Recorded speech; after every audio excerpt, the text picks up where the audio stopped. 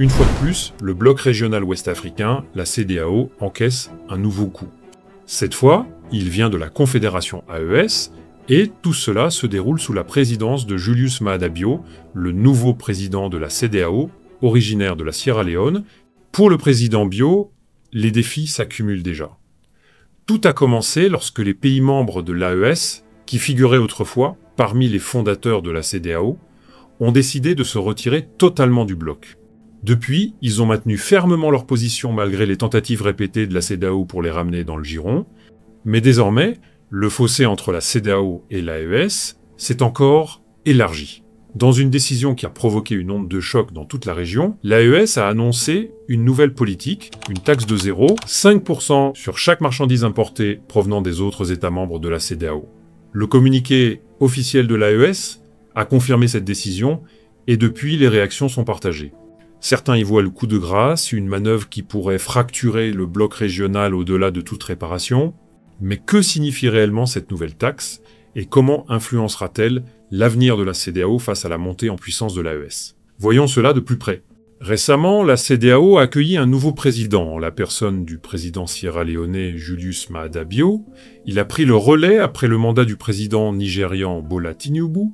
La présidence de Tinubu fut brève durant moins de 2 ans, mais elle a révélé des fissures profondes au sein du bloc régional.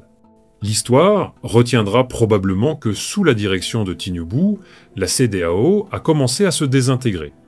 Il est arrivé avec l'intention de faire ses preuves, déterminé à guider la CEDEAO vers de nouveaux sommets. Mais ses grandes ambitions ont échoué. Il laisse derrière lui un bloc fracturé que le nouveau président devra tenter de recoller. Aujourd'hui, le président Julius Bio fait face à une mission difficile. Il sait que les enjeux sont immenses. La CEDEAO est confrontée à des menaces qui pourraient la faire voler en éclats comme jamais auparavant. L'espace démocratique est sous pression dans certaines parties de notre région, a déclaré Bio dans ses premières remarques en tant que président de la CEDEAO. Dans certains pays, l'ordre constitutionnel a été perturbé. La vraie question est donc, le président Bio parviendra-t-il à guérir les divisions et à empêcher la CEDEAO de plonger davantage dans la crise? Il parlait ici des situations politiques préoccupantes au Togo, en Côte d'Ivoire et au Cameroun. Pourtant, malgré ces défis, le nouveau président de la CEDEAO a promis de faire de la démocratie, de la coopération sécuritaire, de l'intégration économique et de la crédibilité institutionnelle ses priorités absolues. Mais l'interrogation demeure. Peut-il vraiment ramener l'unité et la stabilité? Pour l'instant, la réponse reste incertaine. Ce qui est sûr, c'est qu'il hérite d'un tas de problèmes complexes. La criminalité organisée est en hausse dans toute la région, ajoutant un niveau supplémentaire de difficultés. À cela s'ajoutent les instabilités politiques et économiques. Clairement, le nouveau président n'aura pas la tâche facile. Mais c'est pas tout. Le président Bio doit également faire face à un défi inédit. Une nouvelle taxe imposée aux pays membres de la CEDEAO par le bloc émergent de l'AES. Lorsque les dirigeants militaires du Mali, du Niger et du Burkina Faso ont d'abord évoqué la possibilité de former une confédération en 2023, beaucoup ont pensé qu'il ne s'agissait que d'un geste politique. Personne ne croyait que cela se concrétiserait aussi vite, mais le président Ibrahim Traoré du Burkina Faso, Assimi Goïta du Mali et le général Abdourahmane Tiani du Niger ont prouvé qu'en travaillant ensemble, presque tout était possible. Ce qui n'était qu'une idée en octobre 2023 est devenu une réalité en juillet 2024, lorsque les 3 pays ont organisé le tout premier sommet de l'AES. Dès ce moment-là, une chose est devenue claire pour tous les observateurs. La Confédération AES est là pour rester. Cependant, depuis la formation de ce nouveau bloc, la CEDEAO a refusé d'accepter le retrait du Mali, du Niger et du Burkina Faso. Sous la direction du président nigérian Bola Tinubu, la CEDEAO a tenté plusieurs manœuvres diplomatiques pour convaincre les 3 pays de revenir. Des leaders africains ont été envoyés comme médiateurs, porteurs de messages, de réconciliation et d'unité. Le président du Sénégal, celui du Togo et même le nouveau président du Ghana ont tous effectué des déplacements dans les pays de l'AES pour essayer de trouver un compromis. Mais malgré ces efforts, les 3 nations ont tenu bon. Aucune d'entre elles n'a montré l'intention de revenir sur sa décision. Quand la diplomatie a échoué, la CEDEAO a tenté une autre approche. le bloc a prolongé la période initiale de négociation d'1 an à 1 an et demi, espérant que le temps pourrait adoucir la position des États de l'AES. Mais 4 mois après cette extension, il n'y a que peu de signes d'un changement de cap. Au contraire, le Mali, le Niger et le Burkina Faso semblent plus déterminés que jamais à renforcer leur confédération. Leurs actions envoient un message clair. L'AES est là pour durer. Comme mentionné précédemment, les 3 pays de l'AES ont désormais franchi une étape audacieuse.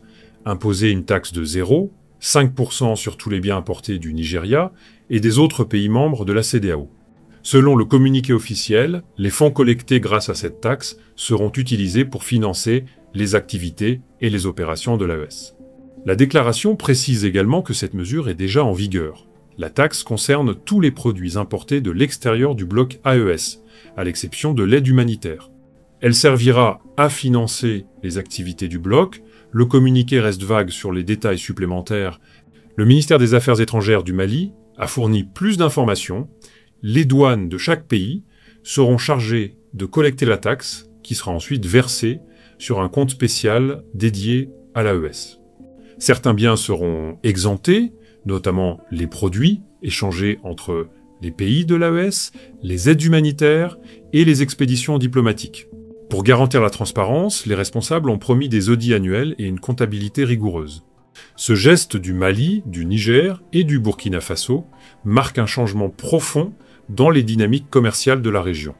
Il montre à quel point ces 3 pays sont décidés à tracer leur propre voie sur les plans économiques et politiques, indépendamment de la CEDEAO. Vous voyez, l'un des objectifs fondateurs de la CEDEAO était de construire une véritable intégration régionale en Afrique de l'Ouest, une région sans frontières. Cela signifiait la libre circulation des personnes, des biens et des services. Dans cette vision, tout citoyen ouest-africain pouvait voyager, travailler ou commercer n'importe où dans la région sans obstacle. Les entreprises pouvaient se connecter librement, stimulant ainsi la croissance économique et l'unité. Mais aujourd'hui, avec la mise en place de cette nouvelle taxe par l'AES, cette vision est mise à rude épreuve. Pendant plus de 50 ans, la CEDEAO s'est efforcée d'atteindre cette intégration, et dans certains domaines, elle a réalisé de vrais progrès. En 2015, elle a supprimé les droits de douane sur les marchandises échangées à l'intérieur de la région. L'idée était simple, faciliter le commerce entre les nations voisines. Mais malgré cette avancée ambitieuse, la réalité sur le terrain est bien différente. Le commerce entre les pays membres de la CEDEAO reste étonnamment faible. Les rapports indiquent que la valeur des échanges intrarégionaux ne représente qu'environ 5% des exportations totales du bloc. Et même la suppression des droits de douane s'est révélée difficile à appliquer. Les obstacles non tarifaires persistent, procédures douanières complexes, nombreux barrages routiers, formalités administratives lourdes, tout cela freine les échanges. Les infrastructures médiocres ralentissent les transports et perturbent la logistique. Les fermetures de frontières entre pays de la CEDEAO ont aussi causé de lourds dommages, notamment pour le commerce transfrontalier informel sur des axes cruciaux comme le corridor Abidjan-Lagos.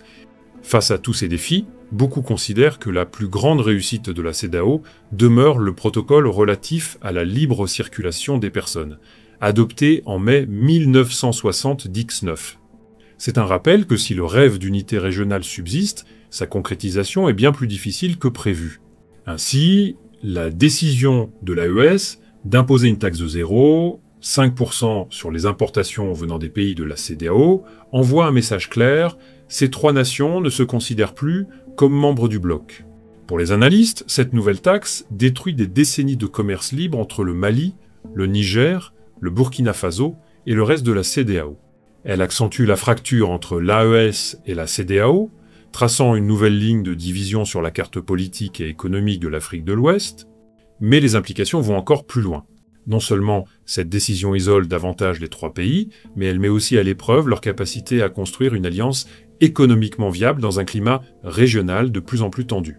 Il a mis en garde. Les pays de l'AES pourraient désormais chercher de nouveaux partenaires en dehors de la CEDEAO, voire en dehors de l'Afrique.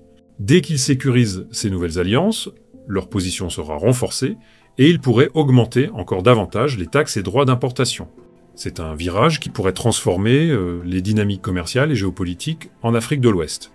Récemment, les discussions autour d'une possible adhésion du Togo à l'AES se sont intensifiées. L'idée a d'abord été évoquée en janvier 2025, lorsque le ministre togolais des Affaires étrangères, Robert Dussey, a publiquement soulevé cette possibilité. Selon Dussey, l'intégration du Togo dans ce jeune groupe régional n'est pas aussi irréaliste que certains le pensent. C'est une décision qui revient au président de la République, mais ce n'est pas impossible, a-t-il déclaré à Vox Africa. Poursuivant ses propos, Dussey a souligné que le Togo souhaite maintenir un dialogue ouvert avec toutes les parties, tout en défendant fermement ses propres intérêts nationaux. Aujourd'hui, les peuples africains veulent être eux-mêmes. Nous ne sommes contre personne. Le problème, c'est que certains de nos partenaires veulent que nous soyons à leur service. Et ça, nous disons non, a-t-il affirmé.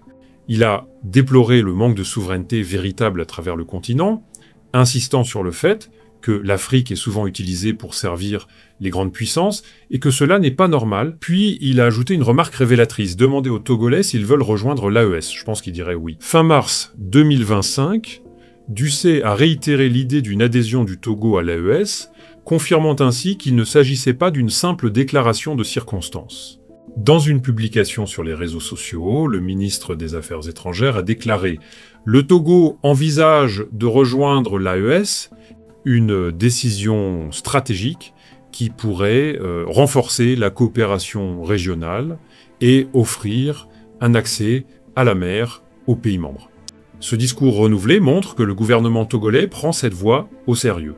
Une décision qui pourrait remodeler de manière spectaculaire la carte politique de l'Afrique de l'Ouest. Si le Togo finit par intégrer l'AES, il est fort probable que la ville et le port de Lomé ouvrent de nouvelles portes pour une coopération maritime avec les trois nations enclavées que sont le Burkina Faso, le Mali et le Niger. D'ailleurs, les pays de l'AES ont déjà commencé à réorienter leurs itinéraires commerciaux, préférant le port de Lomé au Togo et celui de Tema au Ghana, au lieu de celui de la Côte d'Ivoire. À bien des égards, c'est la CEDEAO qui risque de perdre le plus face à ces changements, pas le Mali, le Niger, ni le Burkina Faso. En fait, après plusieurs séries de rencontres avec les chefs militaires de ces trois pays, les médiateurs successifs de la CEDEAO en sont arrivés à une même conclusion: la coopération avec l'AES est essentielle à la sécurité régionale. En décembre 2024, le président sénégalais Bassirou Diomaye Faye a mis l'accent sur ce point en déclarant que la CEDEAO devait collaborer avec le bloc AES pour maintenir la stabilité en Afrique de l'Ouest. Il a souligné que ce partenariat est crucial non seulement pour la lutte contre le terrorisme, mais aussi pour la gestion des migrations et des défis liés à la gouvernance régionale. Il a précisé que l'alliance des États sahéliens, Burkina Faso, Mali, Niger, est confrontée à une grave menace terroriste et ne peut pas se permettre de rester isolée. Le terrorisme peut frapper partout, a-t-il déclaré. Les réussites que nous avons obtenues avec la CEDEAO à travers différents mécanismes ne doivent pas être minimisées face aux défis de gouvernance, qui doivent être réformés. Grâce à la CEDEAO, nous pouvons faire face à ces défis. La Confédération des États sahéliens, Burkina Faso, Mali, Niger, traversent une période cruciale. Les enjeux n'ont jamais été aussi élevés. La question est désormais de savoir si ces blocs fracturés peuvent trouver un terrain d'entente, ou si l'Afrique de l'Ouest est destinée à se diviser encore davantage. Le président ghanéen a également exprimé des sentiments similaires, soulignant l'urgence de reconstruire la confiance entre l'AES et la CEDEAO. Lors d'une conférence conjointe organisée en Côte d'Ivoire, le président John Dramani Mahama s'est adressé à l'Assemblée avec un message à la fois porteur d'espoir et de pragmatisme. Je veux voir comment nous pouvons collaborer avec eux afin qu'ils demeurent non seulement dans notre sous-région, mais qu'ils opèrent aussi une transition vers une démocratie constitutionnelle, a-t-il déclaré. Il a ensuite utilisé une métaphore puissante qui a profondément résonné. Nous sommes prêts à les aider à combattre le terrorisme, car dans notre pays, nous savons tous que lorsque la maison de votre voisin est en feu, vous devez l'aider à éteindre les flammes avant qu'elles ne gagnent votre propre cour. Il y a plus de choses qui nous unissent que de choses qui nous divisent, a-t-il poursuivi. Le président Mahama s'est engagé à restaurer la confiance entre l'Alliance des États du Sahel et la CEDEAO. Dans son discours, il a touché le cœur de la crise. Il a reconnu qu'une rupture profonde de confiance s'était installée entre les deux blocs, et il a promis de faire tout ce qui est en son pouvoir pour réparer cette fracture. Voilà le signe d'un dirigeant qui ose penser différemment. Car voyez-vous, pendant tout ce temps, la CEDEAO s'est concentrée sur des tentatives de persuasion pour convaincre les 3 pays de revenir dans le bloc. Mais elle a échoué à s'attaquer aux véritables causes de leur départ. Tant que ces raisons fondamentales ne seront pas abordées de front, le chemin vers l'unité restera hors de portée. Depuis l'officialisation de la Confédération AES l'année dernière, le bloc a avancé rapidement, réalisant des progrès notables vers son indépendance politique, monétaire et sécuritaire. Sur le plan de la sécurité, l'AES a pris une décision audacieuse et coordonnée. Elle a créé une force conjointe composée d'environ 50 soldats, unis dans leur mission de lutter contre l'insécurité dans la région. Cette force a été formée avec un objectif clair, reprendre le contrôle de la zone dite des 3 frontières, là où le Mali, le Burkina Faso et le Niger se rencontrent. Cette région a été ravagée par des attaques terroristes répétées et une violence persistante, mais elle est aussi d'une grande importance stratégique. Car cette zone est riche en ressources minières, ce qui en fait une cible de choix pour les groupes armés qui cherchent à exploiter sa richesse. Pour l'AES, sécuriser ce territoire ne signifie pas seulement combattre le terrorisme. C'est aussi une question de souveraineté économique pour transformer ces ressources en développement concret pour leur population. Le ministre nigérien de la Défense, le général Salifou Modi, a expliqué que cette force conjointe est équipée et prête à défendre la région. Nos forces pourront désormais intervenir ensemble, a-t-il déclaré. Il a insisté sur l'importance de la collaboration face aux groupes criminels qui continuent de déstabiliser le Sahel. Il a décrit cette force unifiée de 50 soldats comme étant pratiquement opérationnelle. Face aux menaces croissantes, l'AES est déterminée à protéger son territoire et son avenir. Depuis sa création, la Confédération AES a multiplié les efforts pour s'intégrer politiquement, économiquement et militairement. En février 2025, le président Ibrahim Traoré est devenu le premier à recevoir le nouveau passeport AES, un symbole d'unité et d'indépendance, suite au retrait du Burkina Faso, du Niger et du Mali de l'Union économique et monétaire ouest-africaine. À Ouagadougou, beaucoup espèrent que ce passeport changera les perceptions négatives et favorisera la libre circulation des personnes et des biens entre les 3 pays. Ce document, produit localement, utilise une technologie biométrique moderne et répond aux normes internationales. Les citoyens peuvent choisir entre le nouveau passeport AES ou conserver leurs anciens documents CEDEAO. Au-delà des passeports, l'AES investit aussi dans les infrastructures. Fin 2024, la Banque africaine de développement a approuvé un financement de 156,6 millions d'euros pour le Burkina Faso et le Mali. Objectif: développer des routes transfrontalières clés reliant ces pays à la Côte d'Ivoire. Ce projet vise à améliorer le transport, réduire les barrières commerciales et stimuler le commerce régional. Pour les dirigeants de l'AES, sécuriser cette zone est essentiel pour garantir la stabilité et la croissance. En moins d'1 an, l'AES a réalisé des progrès remarquables dans l'intégration politique, économique et sécuritaire de sa région. La question est maintenant, ce nouveau bloc peut-il maintenir son élan et redéfinir l'avenir de l'Afrique de l'Ouest? Et vous, qu'en pensez-vous? Dites-le nous dans les commentaires. Et surtout, n'oubliez pas de liker, commenter et vous abonner à notre chaîne.